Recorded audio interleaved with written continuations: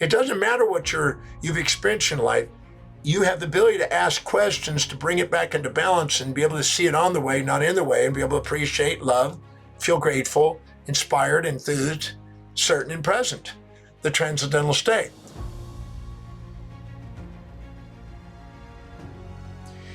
Have you ever had an evening when you're trying to rest, going to sleep, and you had something happen that day that was highly infatuating, highly exciting, something that was really attractive? Maybe you met somebody that was super attractive or something, and then you couldn't sleep because you were preoccupied with this kind of fantasy that you've created in your mind about this individual that you've now just met. And anything that you really infatuate occupies space and time in your mind and runs you. It's intrusive thoughts that come into your mind, and it's hard to sleep. You can also be really resentful to somebody, or despise or dislike somebody, and be really angry at somebody and have the same thing, have intrusive thoughts that occupy space and time in your mind and run you, and again, have difficulty sleeping. And most people have had these things distract their mind.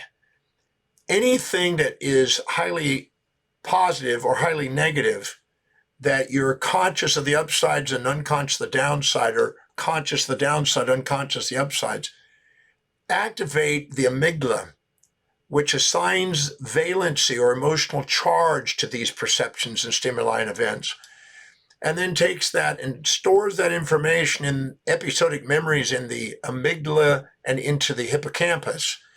And what it does is it allows us to basically have these intrusive thoughts. Now, the reason why we have these intrusive thoughts is because one represents prey that we want to consume. When you're infatuated with somebody, you want to consume them. And something you want to avoid over here that you resent, that represents prey and predator. And so we don't want to forget that, because if it is prey, we want to be able to capture it. And if it's predator, we want to escape it. So these are designed to distract your mind and occupy space and time in your mind and have intrusive thoughts. And you're run by your imbalanced ratios of perceptions of the world around you. This is your survival self. And anytime you have this to mild or moderate or extreme degrees, your mind is going to have extreme, moderate, or mild intrusions, and you will not be present. And you will be in a survival mode, and you'll be subjectively biased in your interpretation of this reality you have interpreted.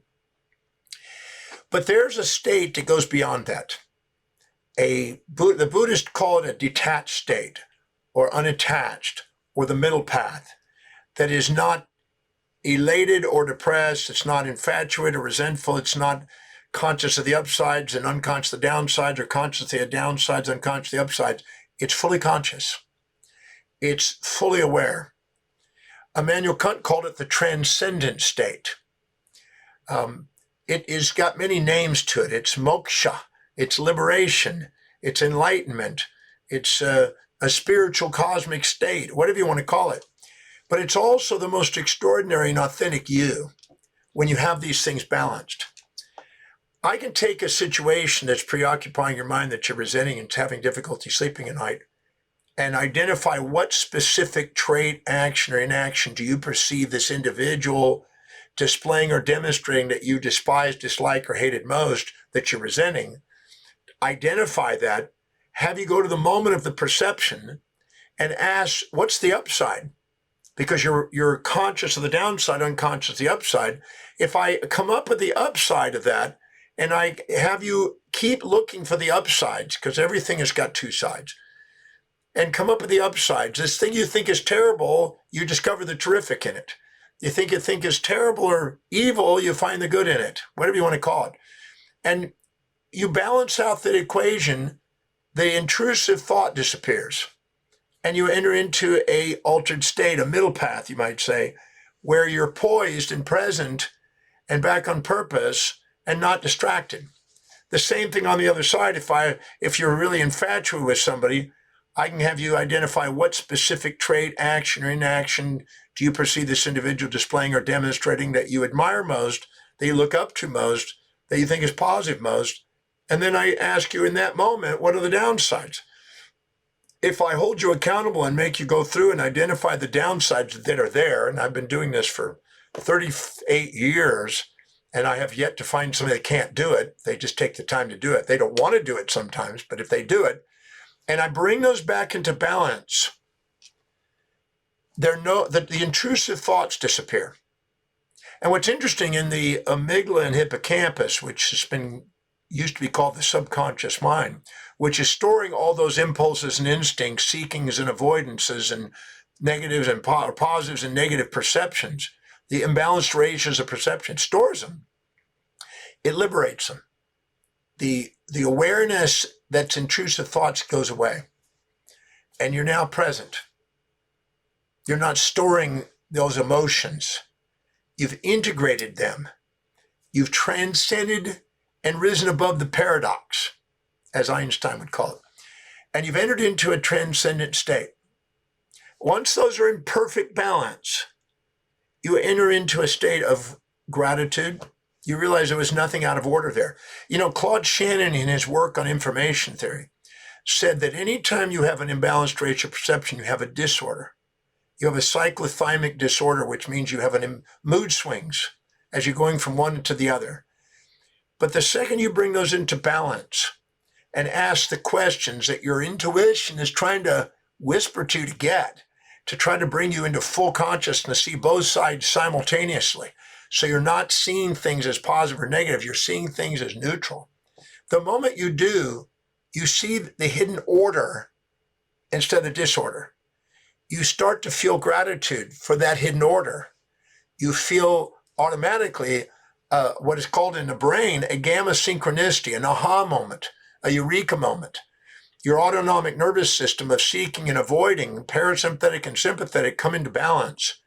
You have the most resilience, adaptability, and the most order now, and you're present. In that state, you have gratitude. You feel love. Because love is the synthesis of all pairs of opposites. You have inspiration because you've seen the hidden order in what's going on, and instead of judging something that's running you, you're now running you. And you now realize that there was a magnificence to that instead of something that caused you infatuation or resentment. Because infatuation or resentment is an incomplete awareness. It's a subjective bias. It's a distortion of what's out there. When you infatuate with somebody, you think they're going to have you more positive negatives, but over the next few weeks or months, you find out it wasn't what you thought. The same thing, things you resent, you discover there was upsides to it, and you may have not have been aware of it immediately, but you eventually see it. So when you have the wisdom of the ages without the aging process, by looking and asking the questions to see both sides, you enter into a transcendent state. And this is your most authentic self. Because when you infatuate with somebody, you'll minimize yourself, and that's not you. When you resent somebody, you'll exaggerate yourself by the law of contrast. That's not you. But when you bring those into balance and you just appreciate and love them, don't put them on pedestals or pits, but put them in your heart, you have gratitude and love. You're inspired. You have enthusiasm. Entheos is not excitement, as some people misinterpret. It's the divine within. It's the perfection of the balance within. You also have more certainty because you're not having emotional wavering, and you're present. Gratitude and love of the heart, inspiration of the mind, enthusiasm of the body, certainty of the mind, and presence is the transcendent state. Now, I've been teaching people the breakthrough experience, which is my signature program now for, 35 years almost, 34 and a half years. And I take people through what I call the Demartini Method, which is a series of very precise questions that help you become aware of what you're unconscious of, so you're fully conscious. And you balance out those ratios of perceptions. And I've taken literally over 125,000 people now through that process. And each time when they balance it, and we hold them accountable till they do, once they balance it and see the things they overlooked initially, they enter into this transcendental state. There's tears of gratitude. They have love for this individual. They have inspiration about the contribution that it's made. They're enthused about what it's going to do now once they understand that. They're certain about it, and they're present with the individual. And they have feelings of love for them.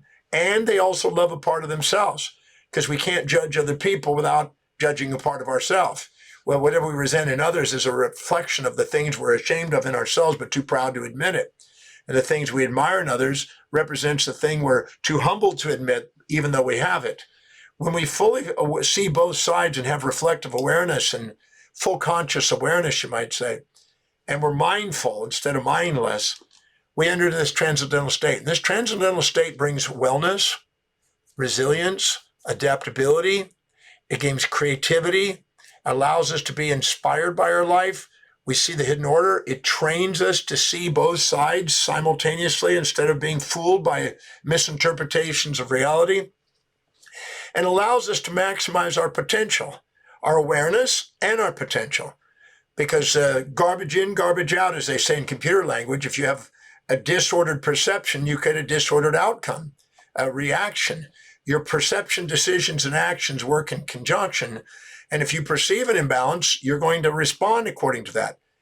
And what's interesting, if you now perceive the balance, you respond with the balance, and your physiology comes into homeostasis, and wellness goes up. And you have more, again, resilience. Why? If you're infatuated, you fear their loss. If you resent them, you fear their gain. If you have a perfectly balanced state, you don't fear the gain or loss. You live in a world of transformation, and you're adaptable and resilient. And your heart rate variability demonstrates this. And after we do the method, you can see it in heart rate variability. So we show resilience and adaptability. When we do, we're most empowered and most present and most wellness, if you want to use that term, and we're most mindful. And this has all been demonstrated in many different studies to maximize our potential. It is this where we're most authentic. This is the transcendental state. And then this authenticity state where we're not proud looking down or not shamed looking up to people, but open-hearted looking across. We have equanimity within ourselves, and we have equity between ourselves and others. We're not judging them. We feel love for them. As emphatically said in 6th century BC to 5th century BC, that there's love and strife. We've gone from strife and judgment, which is empty, to the fulfillment of love the moment we see both sides. When you're infatuated with somebody, you don't really know them. When you're resentful to somebody, you really don't know them. When you love them, you come to know them. And the person you love has things you both like and dislike, positives and negatives. But when you're infatuated and you have intrusive thoughts, you're designed to have intrusive thoughts and be distracted with emotional baggage and impulses and instincts. Whenever you have an imbalanced ratio of perception, it's there to let you know you don't have a full conscious awareness. You're not seeing things as they are. You're seeing things as you've misinterpreted. You have a bias and you have a prejudice about them personally, an in-group, out-group bias possibly. In the process of actually balancing and holding yourself accountable to balance it, which is what I teach people in the breakthrough experience, I show them specifically the steps, exactly how to do that, to take whatever's happened in life. It doesn't matter what you've experienced in life. You have the ability to ask questions to bring it back into balance and be able to see it on the way, not in the way, and be able to appreciate, love, feel grateful, inspired, enthused, certain, and present, the transcendental state. Now, if we were to imagine that in the terms of physics, if we had a particle of light, a gamma photon of light, a quantum of light, can be divided up into positive and negative positrons and electrons. If we put those together, we make light again. If we divide them out, we get emotions, you might say. So it was Paul Dirac and his Principles of Quantum Mechanics that described that, and I read that when I was 18, and that inspired me to develop the Demartini Method that I teach in the breakthrough experience on how to integrate the pairs of opposites into a state of enlightenment, or state of mindfulness, a state of presence, the middle path, whatever you want to call it, the Taoist way. There's many names for it. But this state is our authentic state. This is our transcendent state. This is our full quantum state. This is our enlightened state. This is our most fulfilling state. This is the pleroma of the Gnostics. This is the fulfillment of self-actualization by Maslow. Whatever the name, it's called Cosmic Consciousness by Richard M. Book. The name of it has been given different names, but it's really the transcendental self that Immanuel Kant described. So I want to take a few moments to go over that, because you have the capacity to waken that state up. And that's the authentic you. And the magnificence of who you are authentically is way greater than any fantasies you'll impose on yourself. And the reason why when you get infatuated or resentful, you have those intrusive thoughts and you can't sleep, That's not a flaw. That's not a weakness. That's the feedback of your body to try to let you know you're not seeing things fully. You're being blinded by an infatuation, resentment. And when you do, you're creating symptoms in your body to try to guide you to ask new questions with your intuition, to see the other side that you're overlooking, and to balance the equation, the mathematical equation of your mind, and become enlightened and present again, and to have the liberation and the Eastern mystical satori or moksha, as they call it, a spiritual state where you're truly inspired by the awe and eureka moment of the gamma synchronicity in the brain, if you will. And this is the state of transcendence, and this is the most authentic you. And you have this capacity. And it doesn't matter what you're going through or what you've been through or what you've experienced. All of the things you've experienced have the capacity to be transformed into that state if you ask the right question. The quality of your life is based on the quality of the questions you ask. If you ask amazing questions, you liberate yourself from these in bondaging emotions, and you get to be free to be yourself.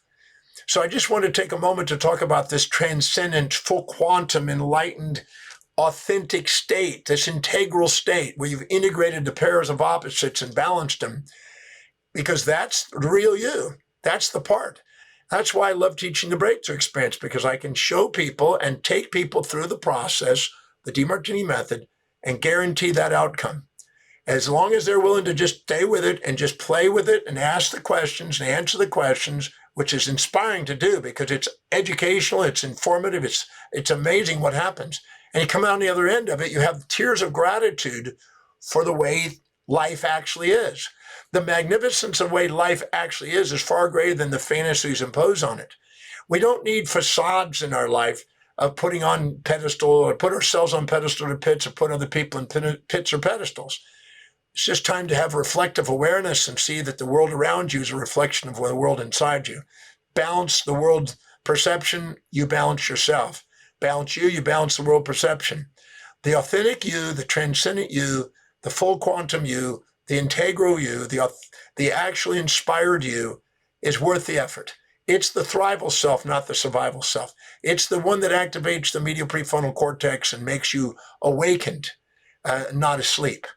So I just want to take a moment to share that, and why I invite people to come to the Breaks experience, because I teach people how to go and do that. And I don't let people, go without getting that experience. Everybody that comes to the program gets that experience. I want them to know how to create that for their life. So no matter what happens in their life, they can transform it into something they can be grateful for and feel love about. We don't have to be victims of history. We become masters of destiny by being masters of our own life. So just want to take a moment on that. I look forward to seeing you at the Breakthrough Experience so I can share it and actually have you go through the experience so you know how to use that the rest of your life, no matter what happens, no matter what your misperceptions or distractions you have around you.